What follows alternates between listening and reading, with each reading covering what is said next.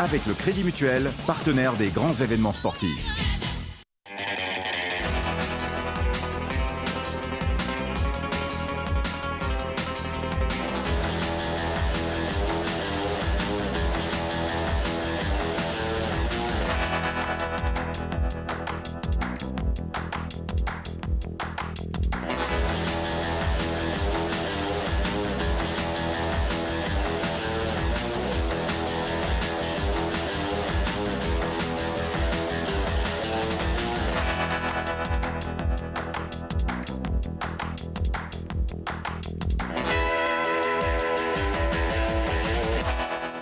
Émission 74 de LSD Le Mag. Bonjour à toutes et à tous, bienvenue. Voilà, après une petite pause due au jour férié, on est de retour pour cette fin de saison qui s'annonce palpitante avec, avec moi sur ce plateau. Celui dont on se coltine encore la présence pendant 2 semaines jusqu'à la fin de son stage, Martin Chabal. Salut Martin, tu peux dire bonjour dans le micro? Bonjour, bonjour. Ça va Martin? Ça va bien, oui. Ouais. Bon, Martin qui est en stage chez LSD et on l'adore. En face de Martin, bien entendu, la crème de la crème, Valentin Barre. Comment ça va Val?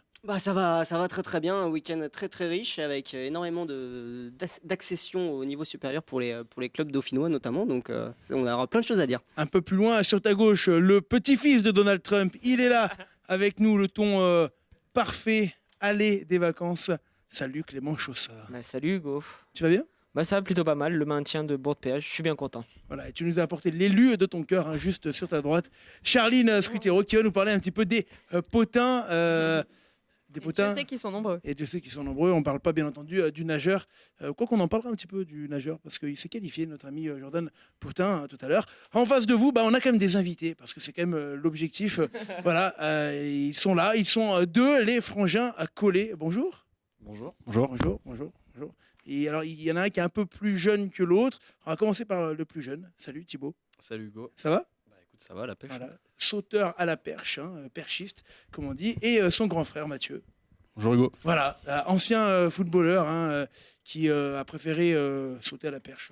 On lui posera la question exactement pour qu'on comprenne les raisons, parce que c'était un choix compliqué, c'est ça.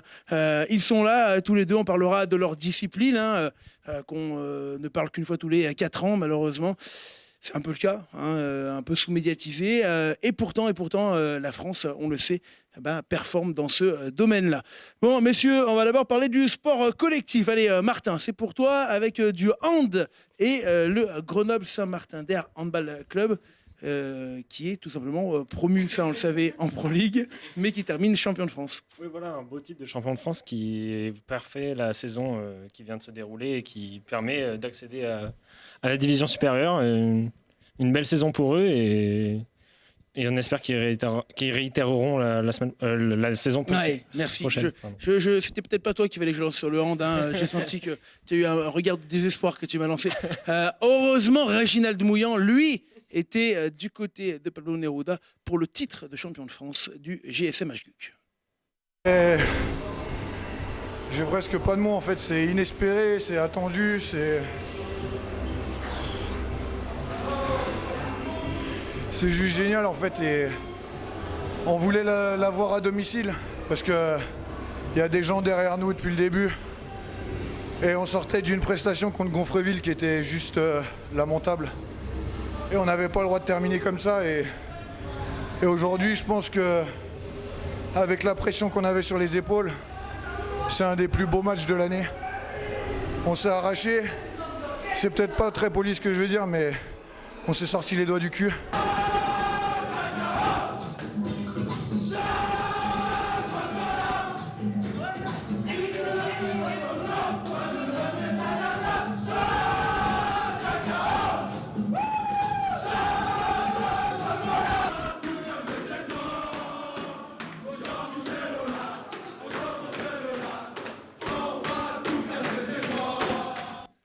Des chansons reprises à un certain club de foot.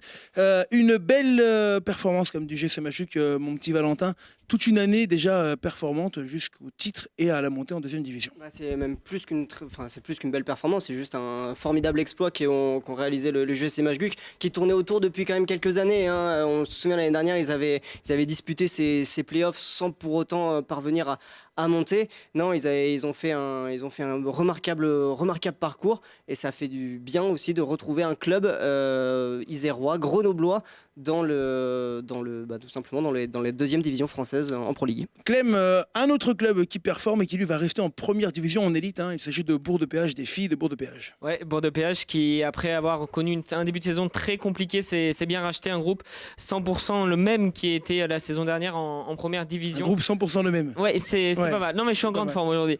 Ouais, et c'est vrai que le groupe n'a pas changé, et c'est un groupe donc qui a été champion de France de D2 l'année dernière et qui, sur le dernier match, a gagné la finale pour le maintien contre le Havre. Une vidéo 100% faite par Clément Chaussat à découvrir maintenant. 100%.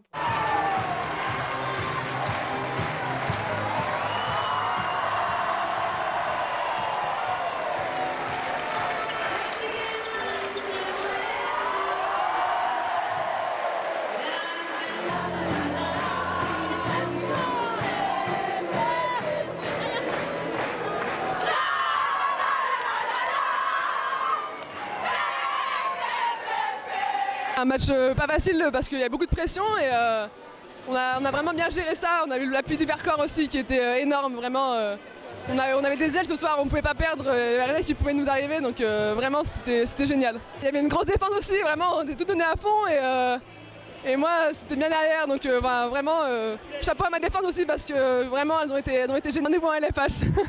Merci. Rendez-vous l'année prochaine en LFH. Merci. Alors on les aime, ces filles de Bourg-de-Péage. Clem, on les accompagnera, on l'espère, du côté de la première division féminine. On va parler de foot maintenant. Martin, est-ce que tu acceptes de parler de foot? Voilà, le foot, ça va. Du Grenoble Foot 38, hein. Tout simplement promu en Ligue 2 après un suspense incroyable. Voilà, le GF38 qui s'est racheté après la contre-performance contre l'Entente Sanois-Saint-Gratien et la défaite 3-2, on le sait, avec les débordements. Et du coup, contre Bourg-en-Bresse. Bourg-en-Bresse, je savais.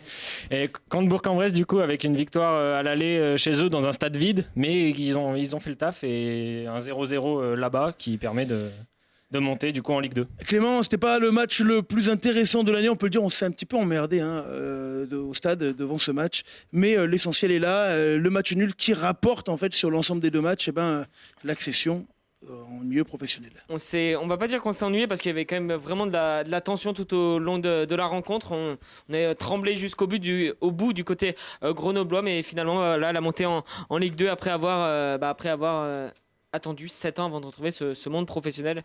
Donc on est bien content. On va parler avec nos frères Collet là qui s'ennuient un petit peu parce que bon là eux qui ont une carrière de foot derrière eux. Thibaut, toi tu as fait quelques stages du côté de l'OL. Mathieu un peu moins. Vous êtes des fans de foot à la base quand même. Ouais, carrément en fait. On suit à peu près tous les championnats. Bon, pas trop Thibaut quand même. Forcément, ouais, oui, Mathieu plus, mais moi je suis plus l'OL et c'est tout. L'OL et le GF maintenant. Ouais. Vous suivez un petit peu justement Grenoble, les équipes locales qui jouent? Ouais. Alors on a toujours un œil sur Manival parce qu'on a joué là-bas quand on était petit, et puis le GF c'est toujours de temps en temps, chaque année on va voir un ou deux matchs, surtout les matchs importants. Bon là on est allé voir le SSG et puis le match contre Strasbourg, et donc voilà, on garde un œil. Ouais. Bon, cette montée en Ligue 2 elle était attendue. Val, on va voir les images rapportées par le sémillant Clément Trump-Chaussat qui nous a régalé de sa présence du côté de Bourg-en-Bresse.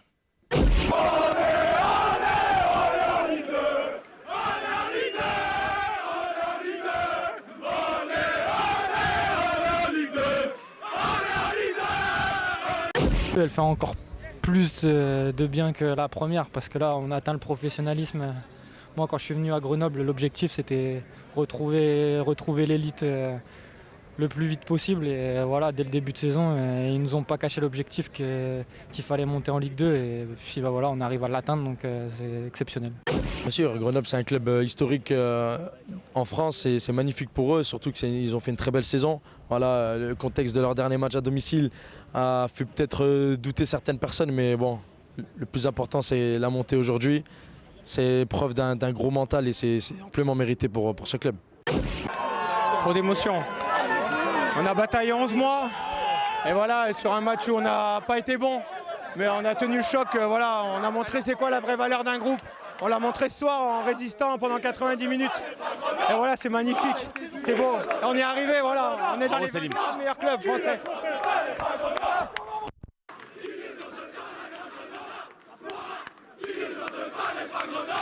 Il va falloir maintenant, Clément, affronter cette Ligue 2. Quand même, double montée pour le coach Guégan.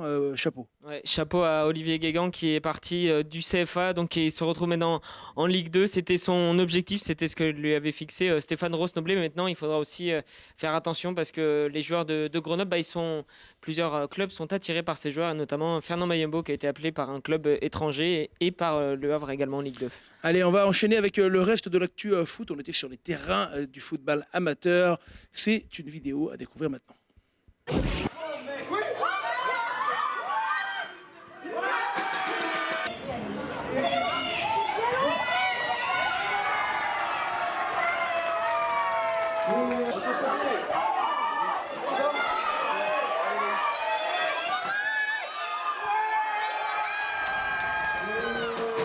On s'est vu peut-être un peu trop beau. On a relâché un petit peu et malheureusement contre une équipe comme ça, on ne peut pas trop se le permettre. Après on prend des buts pas bêtes parce que c'est une faute et le deuxième c'est une petite erreur, mais bon après c'est le jeu quoi. On arrive quand même à revenir, donc c'est le principal. On fait match nul. On va dire que c'est une légère satisfaction. Aujourd'hui, on avait à cœur de bien faire, de gagner. On voulait gagner, faire un bon match. Parce que la semaine dernière, et confirmer le match de la semaine dernière contre Lyonnais. Parce que la semaine dernière, on a eu beaucoup d'occasions. J'ai eu beaucoup d'occasions et je ne les ai pas concrétisées. Aujourd'hui, j'avais à cœur de marquer. Parce que j'ai eu peu de temps de jeu et il fallait que je me libère. Et j'ai la chance de marquer le premier but sur le corner. Et après, j'ai été libéré. Et la deuxième, je la prends comme elle vient. Et elle va au fond et tant mieux. Particulier, mais je savais qu'à un moment donné ce match allait arriver, donc il est là. Je suis surtout satisfait parce que voilà, les gars ont sorti un bon match. On gagne, j'allais dire plutôt logiquement contre une belle équipe, donc voilà, c'est la satisfaction d'aujourd'hui. Ouais. À l'image de la saison, je pense que si on était un peu plus efficace dans les deux zones de vérité, on ne serait pas là.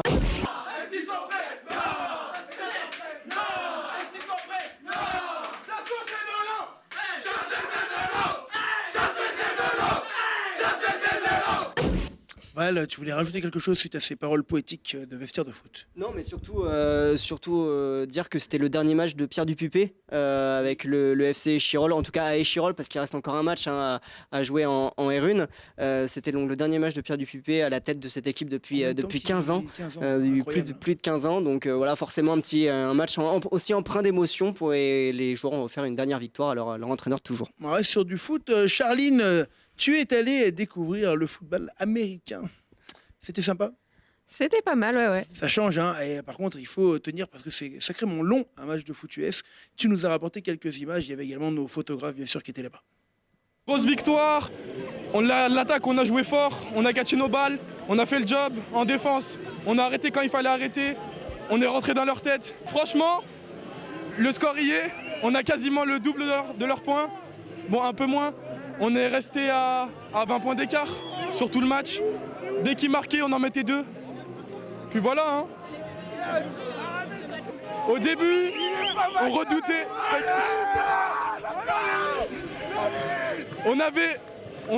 On savait que c'était une bonne équipe, une grosse team. Merci bébé. Il l'a fait.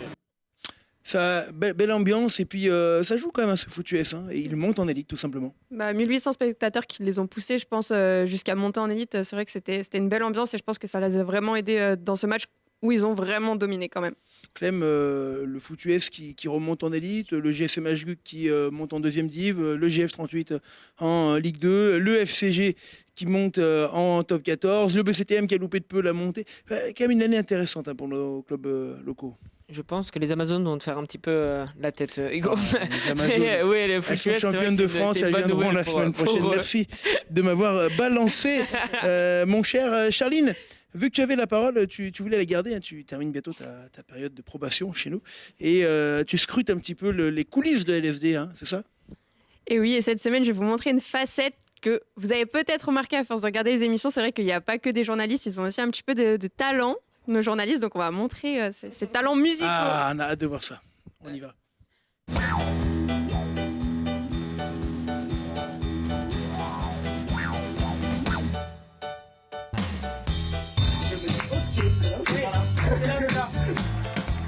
C'est un moment capital.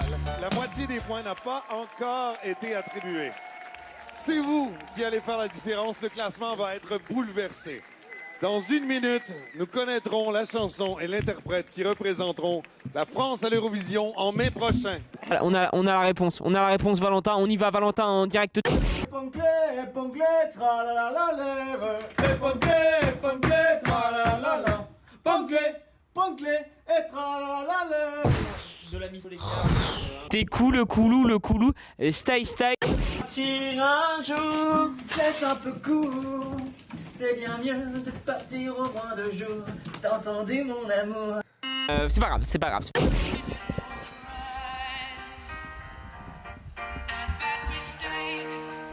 Oh, chanson de merde, Valou.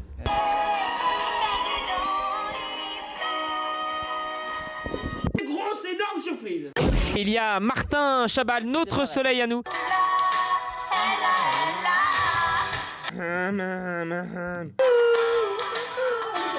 C'est terminé, c'est terminé, oui. Et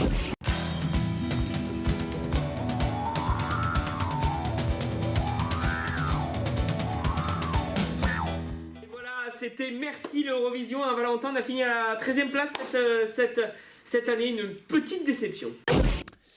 Vous aussi, venez en stage chez LFD, vous participerez à des moments récréatifs. Hein. Oui, Charline, tu voulais rajouter quelque chose? Je tiens à rajouter quand même que Hugo a fait la musique que vous entendez dans le générique. C'est des petits trucs de jeunesse. C'était il y a longtemps. Voilà, il y a très longtemps. Merci, Charline. On va enchaîner hein, quand même parce qu'il y avait un petit peu de rugby. Alors, un méli-mélo de match franco-italien de Fédéral 3, et ça c'est assez marrant. Également la fin du rugby isérois cette année puisque c'est perdu pour Saint-Marcelin qui s'incline en 16e de finale. Les réactions en vidéo, c'est tout de suite dans le Zap Rugby. Alla testa, dov'è la vittoria? Le porta la chioma, che schiava di Roma, il Dio la creò. Stringiamoci a corte, siamo pronti alla morte, l'Italia. La première chose que je vais faire, je vais féliciter Saint-Marcelin parce que je crois que on gagne 37-17, mais que ça a été dur. Donc bravo à eux. Voilà, je crois qu'on fait pas un gros match à l'aller. Chez eux et voilà, ils gagnent de 8 points. On fait un début de match catastrophique, on prend je crois 17 points en 10 minutes il me semble. Puis on revient bien fin de première mi-temps, début de deuxième mi-temps et aujourd'hui je pense qu'on a fait briller leur ailier là, qui n'avait pas été bon au match aller. Après une belle équipe de Nantua qui n'a pas démérité, ils ont montré leur qualité. Nous, mauvaise première mi-temps, on se réveille un peu après mais bon voilà. L'étendard sanglant élevé, l'étendard sanglant élevé, entendez-nous dans nos campagnes.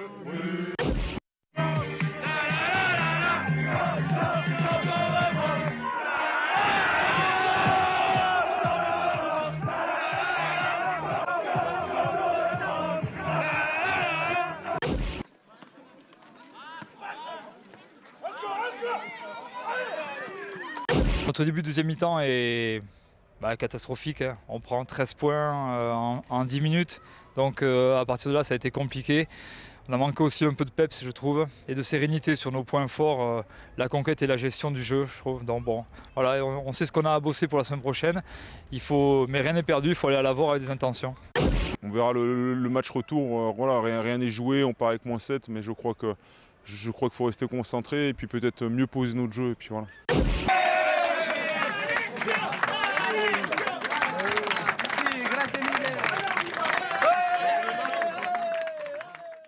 Ouais, c'était un match folklorique, hein, amical entre Renage et Alto Venezziato. J'ai déjà oublié le nom de cette équipe italienne de série C. Hein, c'est Renage qui s'était imposé de 4 points. Pour la petite histoire, Valentin, tu voulais rajouter quelque chose et Clément également. Oui, tu parlais des clubs isérois qui sont malheureusement arrêtés, qui ont mis fin à leur parcours en championnat de France. On a vu Vienne, même s'ils auront le match retour. Il y a eu aussi, on n'a pas vu les images, mais le RC Grésivaudan qui s'est arrêté et qui a vu son parcours se se terminer contre Parisis dimanche et qui ne verront pas les quarts de finale. Et Clem, un petit mot pour le VRDR quand même, le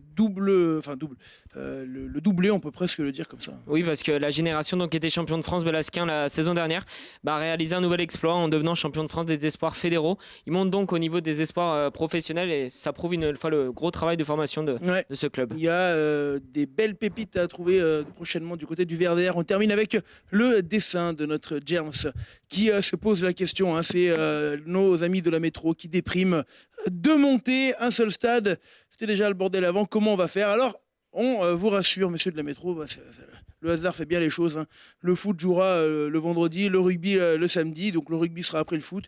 La pelouse sera finalement pas si mauvaise. En plus, les 2 ligues s'entendent plutôt bien entre les 2 ligues pro de foot et de rugby. Finalement, ça va être l'année la plus tranquille en parlant du stade des Alpes. Allez, on va parler enfin d'un sport qui mérite un peu plus d'attention. Le saut à la perche, c'est juste après la pub.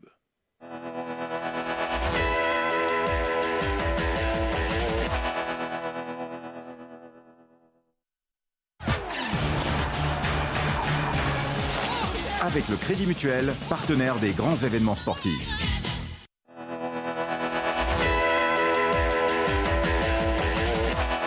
De retour sur le plateau de LSD Le Mag, toujours en compagnie de Valentin. Ça va, Val? Toujours. Ouais, toujours bien. Et notre ami Clément, spécialiste des coffres de voitures. On en parlera peut-être tout à l'heure si on a un peu de temps. C'est quelque chose que tu apprécies, une nouvelle discipline. En face de vous deux, messieurs, 2 champions, futurs champions. C'est en tout cas une famille qui performe sur le saut à la perche. Messieurs Collet, comment ça va les frangins? Ça va bien. Tout à l'heure. Ça va super. Oui. Voilà, on a suivi un petit peu ce qui s'était passé dans le sport. Alors maintenant, c'est votre heure. C'est la mise au banc, s'il vous plaît.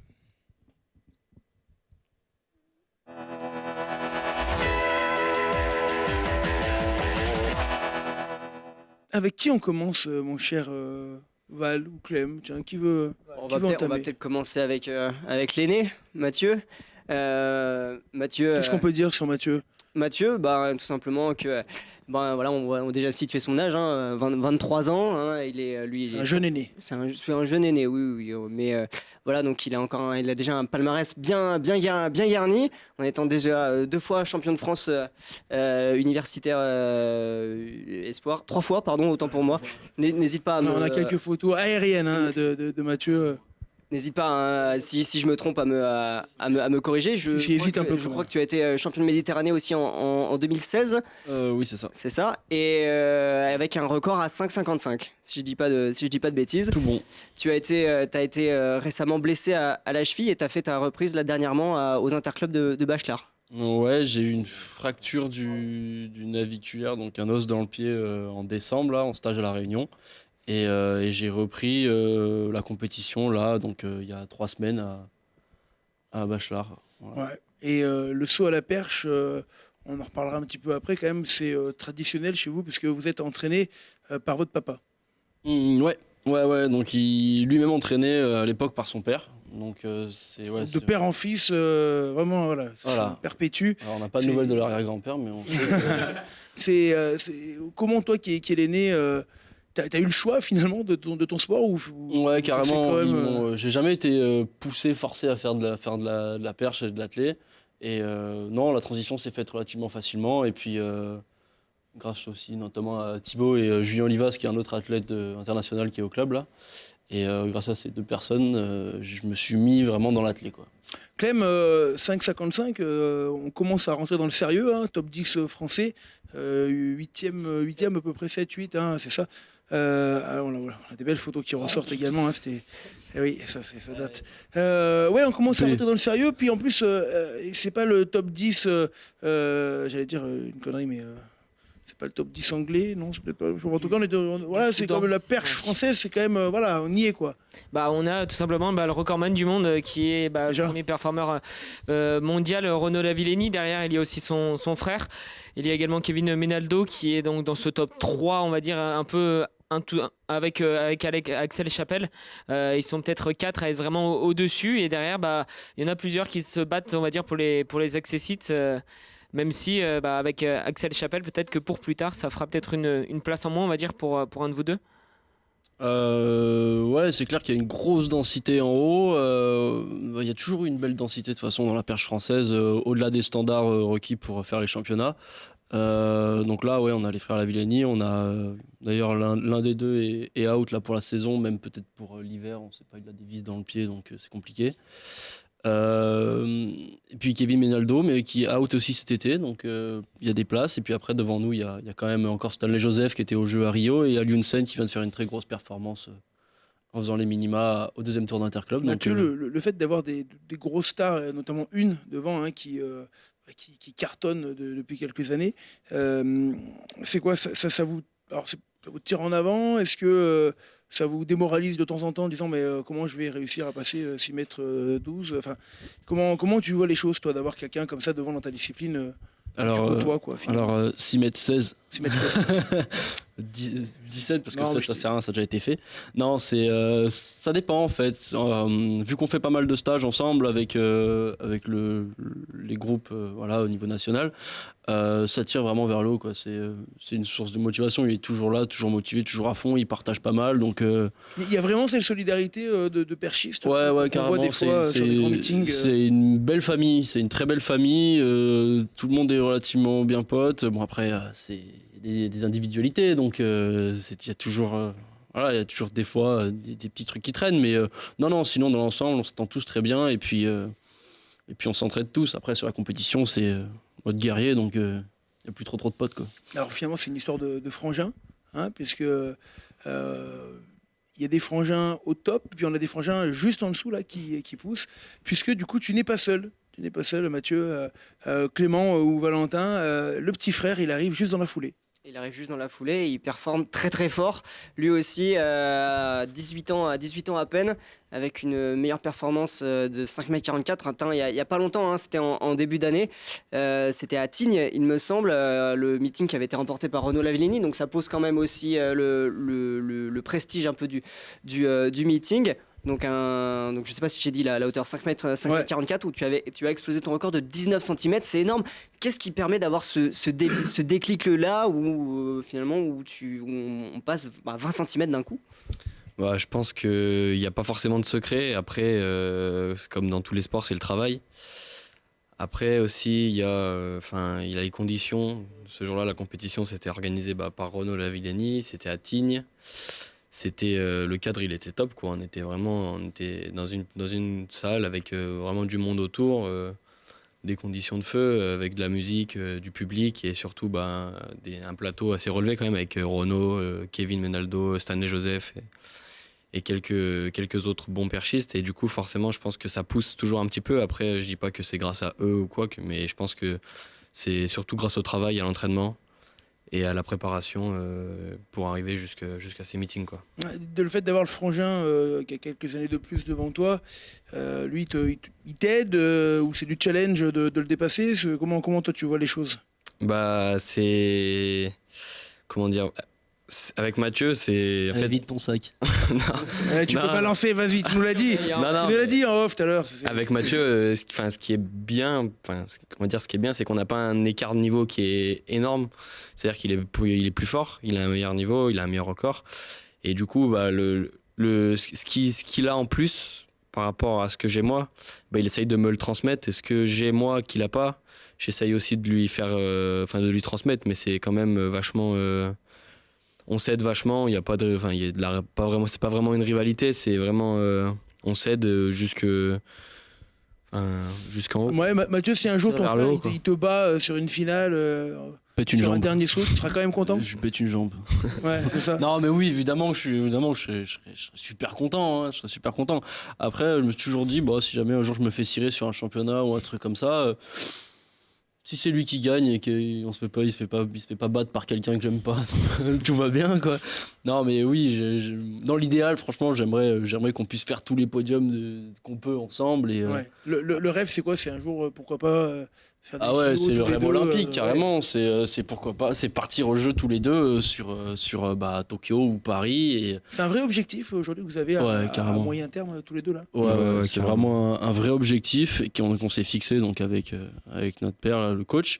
Et ouais, c'est un rêve un peu de gosse. On a toujours regardé les jeux à la télé, tout ça. Et On a quelques vidéos, hein, je crois, également de vos performances. Oui, Val? Non, mais du coup, le point de mire, c'est quoi pour les JO? C'est l'échéance qui arrive ou c'est plus Paris 2024?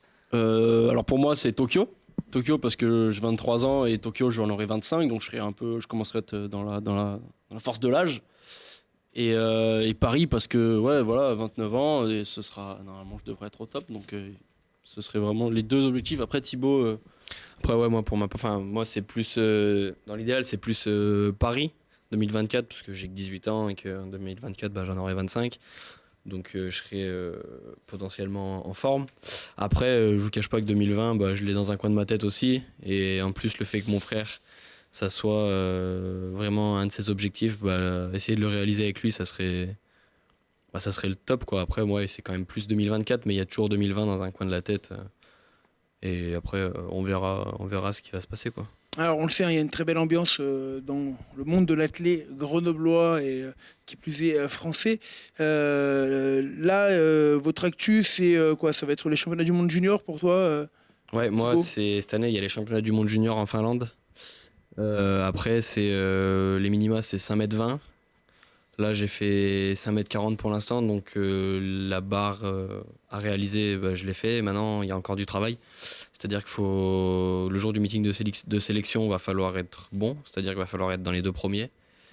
Et il va falloir essayer de rester devant, quoi. Et pour toi, Thibaut? Mathieu. Oui, pour toi, Mathieu, pardon. Oui. Ma mère. Il fallait que ça arrive au moins une fois.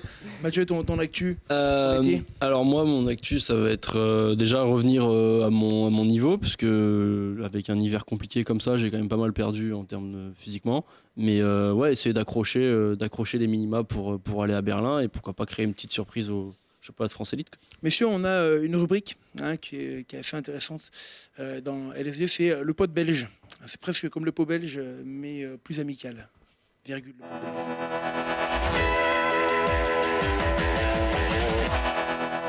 Le pot belge, ce sont des questions de gens qui, spontanément comme ça, quand ils ont vu que vous étiez invité, nous ont envoyé des petites questions. Ah là voilà, elle s'affiche là. La première question, c'est maintenant. Salut Thibaut, alors on m'a demandé de te poser une petite question pour ton interview. J'ai essayé de faire un truc marrant, mais tu vas voir que ça allait pas trop. Donc j'aimerais bien que tu nous racontes une petite anecdote de Mathieu et toi en stage ou à l'entraînement qui te fait rire à chaque fois que tu y penses, quoi. Donc j'espère que ce sera marrant. Enfin, t'es un mec marrant, donc ça devrait le faire. Donc bonne interview et à plus tard. Alors si t'es un mec marrant, j'espère qu'on aura une réponse correcte. Allez hop, le flop. Une petite anecdote en stage de Mathieu et moi. Là, comme ça... Bon, tu sais quoi, regarde. Tu as 1 minute pour y réfléchir. Le temps d'avoir notre deuxième pote belge qui, lui, s'adresse à Mathieu. Wesh Thibaut, voilà, j'espère que tu t'es bien remis de ta récente acrobatie marseillaise. C'est assez incroyable d'ailleurs. Et je profite de cette petite vidéo pour te demander si tu serais capable, toi, en tant qu'athlète de haut niveau, de manger un Burger King, par exemple, la veille d'une compétition internationale. Je trouve ça assez incroyable. Je pense que il n'y a pas trop d'athlètes de haut niveau qui se permettraient ça. Voilà, Renaud Lavillenie. Donc, hygiène de vie, les mecs, c'est ça? Carrément, ouais. T'as mis la barre haute, c'est ça Ouais, non, après ce que dit Quentin, là, ouais, je serais capable. Ouais. Si j'ai pas le choix, que c'est la merde sur la route ou quoi, et qu'il faut manger ça, je le ferai. Si t'as pas le choix. Ouais, oui. Puis, Une petite anecdote quand même d'avoir son frangin sur les entraînements, sur certaines compétitions, des choses qui ont pu se passer. On vous a jamais confondu Ah si, on a eu des photos plusieurs fois dans les journaux où il y avait marqué Thibaut Collet, c'était la mienne, ou Mathieu Collet. Et ça fait chier, c'est le jour où ça arrive sur un record, quoi. Ouais. Un record perso, et puis hop, c'est le nom du frangin. C'est jamais arrivé, je crois, sur un record. Je sais pas si c'est arrivé, je sais pas si c'est arrivé sur le jour d'un record, mais c'est arrivé quand même assez régulièrement. Relativement souvent, quoi. Qui se plantent, mais c'est pas bien. Val, tu voulais rajouter quelque chose? Non, Non, pas spécialement, mais merci, Val. J'avais plus une question. Là, donc, on sait que vous êtes à l'entente athlétique de Grenoble, mais avec là cet objectif des JO, est-ce que vous allez devoir monter sur Paris, être à l'INSEP et à vous entraîner avec le Pôle France? Pas du tout.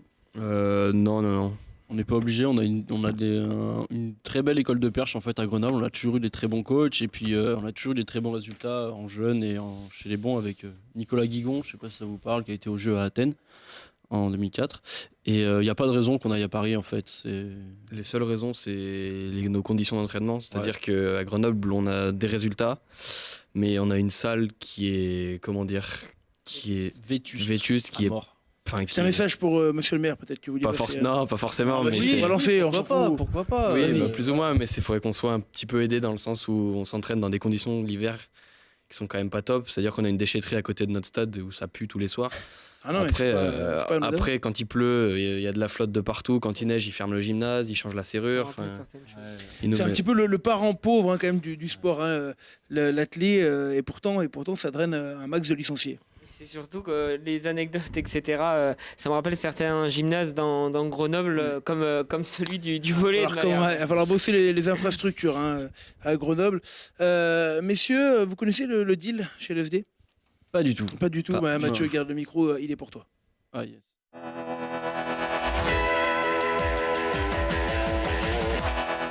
Alors le deal, c'est des petites questions très rapides que je te pose et tu dois répondre sans réfléchir. Est-ce que tu es prêt, Mathieu ? Oui, je suis prêt. Allez, Mathieu, champion du monde ou médaillé de bronze olympique ? Champion du monde. Champion du monde ou médaillé d'argent olympique ? Champion du monde. C'était un peu gouré. Ton frère, champion du monde, ou toi, médaillé olympique en bronze ? Lui, champion du monde. Mec, c'est bien. Tu auras gagné ton Burger King. Boubka ou Lavillenie ? Lavillenie, parce que je le connais et que c'est un mec bien. Un mec bien. Lavillenie ou Semenya ? Lavillenie. Ouais, Mailleur ou Oseille ? Oseille, parce que c'est un pote. Indoor ou outdoor ? Outdoor pour moi. Outdoor. Et tiens, pendant qu'on y est, toi à côté ? Moi, je préfère l'indoor. Voilà, comme ça au moins on est refait. Interclub ou Ligue de Diamant ? Diamond League. Ah ouais ? Ah ouais. C'est vrai. Le foot ou l'athlé ? Foot. Olympique Lyonnais ou Olympique de Marseille ? Olympique Lyonnais. Aïe, aïe, aïe, aïe, aïe. Mathieu Delormeau ou non, je la passe celle-là. Perche ou truite ? Ah, c'est les bonnes, celle-là. Truite. Ouais, truite, ça m'étonne pas. Collé ou serré ? Serré, toujours. Allez, c'est bon, vous avez validé le deal, messieurs. C'est pas mal. Je crois qu'on a une petite chute, mon cher Clément, que tu voulais nous faire... Hein, c'est ça, hein ? Ce week-end, ils étaient engagés au championnat de France universitaire, donc ils ont fini à la 2e et à la 3e place. Et Thibaut nous a fait une belle petite chute qu'on peut voir en vidéo. Ouais. C'est magnifique. Vous pouvez la commenter, les mecs. Là, jusqu'ici, tout allait bien. Il court. Je cours. Là, ça va encore. Et paf. Et là, je me dis que c'est la merde. Et là, je tourne la tête et je me dis, là, je tombe sur le tapis. Comme on dit chez nous. Et t'as fait un joli saut périlleux finalement, puis tu t'en sors bien. Ouais, j'ai eu de la chance, on va dire, parce que avec la vitesse, Sur le moment, on réalise que chez les cases, tu t'as peur. Moi, j'ai compris assez vite quand j'ai entendu le bruit que ça m'a pété l'oreille. Et je me suis dit, là, faut que je tourne la tête, sinon je suis mort. Après, je savais pas trop où j'allais retomber. Et quand j'ai posé les genoux sur l'avancée du tapis, je me suis dit, là, ça va. Je m'en sors bien. Après, j'avais un peu mal de partout, mais... Ça vient de quoi, une perche qui casse ? Ça vient de soit... Défaut de fabrication. Soit un choc, c'est-à-dire un coup sur le goudron, un coup de pointe ou un truc comme ça. Soit une perche pourrie. Il y avait un perchiste à l'époque qui était retombé sur une perche cassée, je sais pas si vous vous rappelez. Oui. Ouais, il y a eu plusieurs perchistes qui sont tombés. J'ai un souvenir, un alors il y a Alain Angy, le français qui était retombé, qui s'était fait une petite carotte dans l'ischio là. C'est sympa. On a eu la fameuse vidéo du perchiste qui passe et qui retombe pile sur la prostate et qui se défonce. Voilà. Et puis après, pareil, des perches qui passent sous les t-shirts, qui défoncent des bras. Vous y pensez, vous, des fois, quand vous sautez, quand il pleut, des fois en outdoor Quand on est déjà tombé, on a toujours un petit souvenir de faut faire gaffe, il faut bien tenir la perche, on sait jamais. Mais en général, on passe out parce que sinon, on saute plus jamais, quoi. Je sais pas, votre plus grosse frayeur que vous avez fait sur. Parce que c'est quand même hyper impressionnant comme sport. Vous montez à 5 mètres, 5 mètres 40. Enfin, vous avez déjà eu des vraies frayeurs Ouais, carrément. Ouais, c'est quoi ta plus grosse frayeur Taipei, c'était la mousson, on avait pris un déluge et j'avais fini 2 fois de suite, sur 2 sauts de suite à l'échauffement et en compétition, dans le butoir. Ah oui, carrément. Donc la main droite avait lâché et j'étais retombé avec la tête à ça de la boîte métallique. Donc le dos sur l'avancée, mais je m'étais fait très mal et j'avais eu bien les jetons. Et toi, Thibaut, moi, j'ai pas trop eu, j'ai pas eu ce qui est arrivé à Mathieu, moi ça m'est jamais arrivé. Après, on va dire que ma plus grosse frayeur, c'est ce week-end, dans le sens où c'était violent, quoi, ça a pété fort. Après, j'ai eu des petites frayeurs cet hiver au match international sur mon dernier essai à 5,60 m où je fais le saut alors que je suis un petit peu au-dessus de la boîte, on va dire. Je suis un petit peu au-dessus du butoir et j'ai failli tomber dedans. Mais après, j'ai réussi à me rattraper et retomber sur le tapis. Ouais. Pour terminer, à court terme, vous pensez que vous avez combien sous les pattes là? Là, tout de suite, là Ouais. Fin de saison. Ouais, fin de saison. Objectif 65, 70. Ouais, pas mal. Et toi? Moi, je vais dire pareil, allez, on va dire 64. Parce que c'est le record de France junior et c'est ce que j'aimerais vraiment atteindre. Messieurs, on va remercier nos amis perchistes d'avoir été avec nous. On vous souhaite le meilleur. On espère ressortir cette vidéo lors d'un double titre, d'un podium olympique dans 8 ans. Comme ça, on pourra se faire mousser un petit peu sur le dos des gars de Grenoble. Clément, merci beaucoup. Merci beaucoup. Clément. Merci. Valentin, mes remerciements également. plaisir. Les gars, courage pour cet été, courage pour les championnats du monde junior. Merci beaucoup. Et à la prochaine. Ciao, ciao. Merci, à plus.